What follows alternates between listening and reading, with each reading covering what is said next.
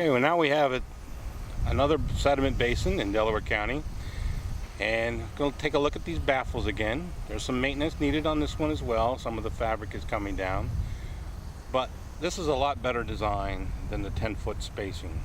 This one has the 4x4 post spaced it a little even closer than 4 foot, it looks like, and mounted it up. The fence itself, the chain link fence, is not coming down anywhere, and the fabric just at one spot, a couple spots there maybe. And let me take a look at one of the bad spots.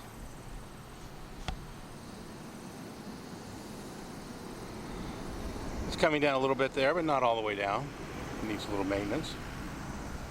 But overall, the fabric is up and holding in place. It's quite a long baffle, quite a substantial basin.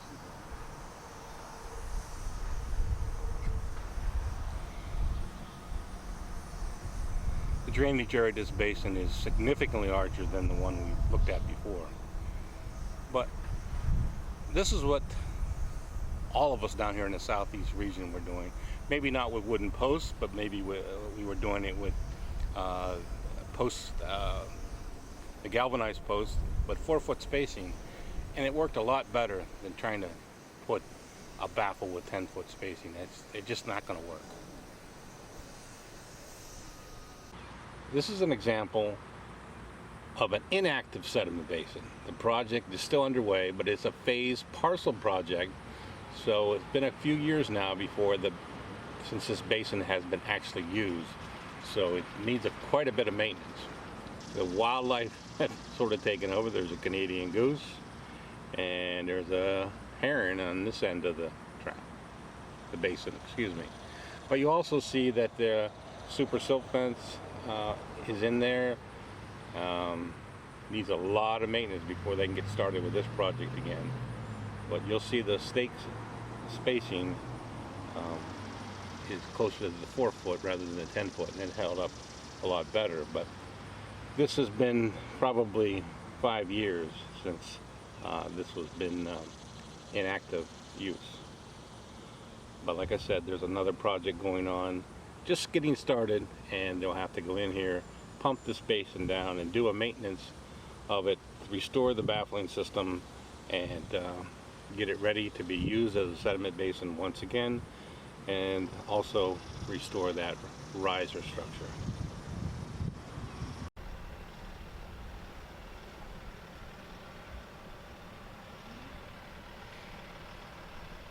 Okay, we're going to have to take a look at this. I think this is supposed to be a sediment trap, but I don't see an outlet structure.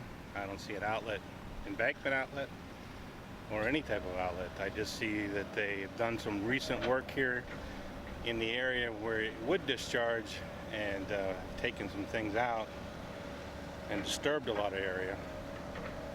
But it is an active area that's under construction, so something needs to be going on here. It is ponding water, and there's no other BMPs around. But also you can see that there's a pipe coming out, discharge, and it's kind of a really bad place to store any type of barrels. One of the guys, the contractor, just come by and said, well, they said it wasn't contaminated, but he wasn't quite sure what was in the barrels. Regardless, in an area that's impounding water would not be an area that I would think that any type of barrels, regardless of what it contains, should be stored. This is my pet peeve. You have a inlet protection, which is not really required because these are supposed to discharge to a sediment trap. So the inlet protection is extra, you might say. But the problem is no water is getting to those inlets because there's no berm behind them, and this area is on a slope. So all the water, because this is only at the binder course level, is bypassing right around this inlet in all but the biggest of storms.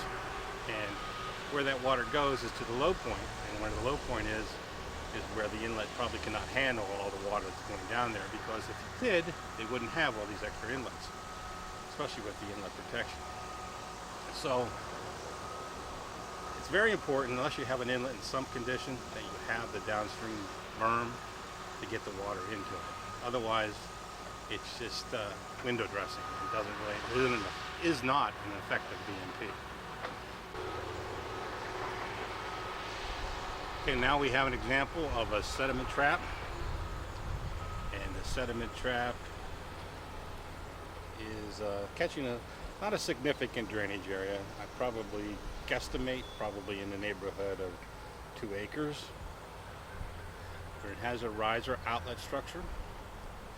And I want to zoom in on that riser outlet structure to show you one thing wrong.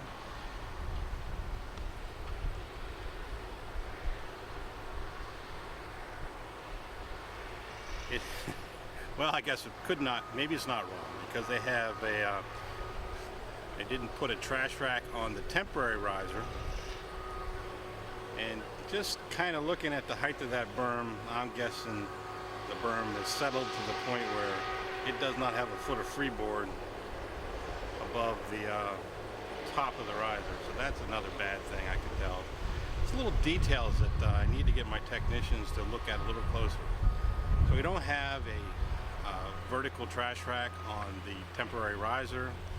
We have the riser extended to the storage elevation, and we need to have at a minimum a foot, but you also need to have the head that goes through, that makes the 1.5 CFS per acre in Pennsylvania. To go through that riser, you need to pass safely 1.5 CFS per acre. So that gives you a little bit of head. So you have to have a minimum 1 foot of head, 1 foot of freeboard plus the head. So that berm should be a lot higher than it is in this show here. So there's something wrong here. Taking a look at another sediment trap, just under construction now, and they're getting ready to do some more stabilization. Seeing they just put some seed down. They're getting ready to blow some mulch cover over the seeded areas. They line the emergency spillway, which is not required of a sediment trap, but this one is probably going to be a permanent stormwater basin on completion of this project. So they're doing a turf reinforcement mat on the emergency spillway. The riser's in, but there's no trash rack at this point. But the water's starting to back up in the basin. And the berm seems to be high enough. You can see quite a distance there between the top of the berm and top of the riser, which is better than we've seen on some of the other traps that I've looked at recently, which is good.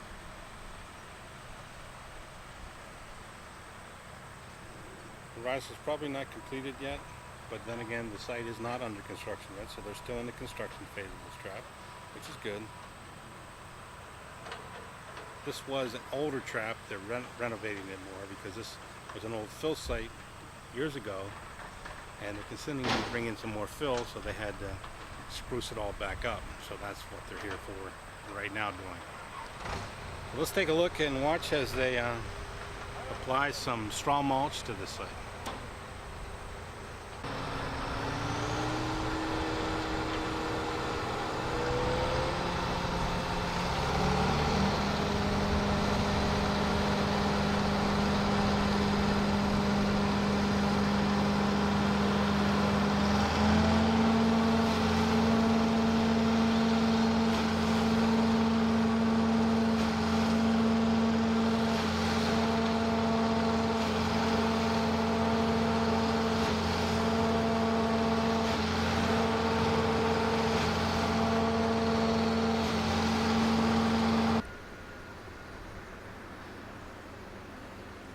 The reason they like to use super silt fence on these projects as opposed to the plywood, even though we've removed the requirement for marine grade plywood and just went with outdoor plywood, was the price. The super silt fence was cheaper to install on the baffle than the plywood.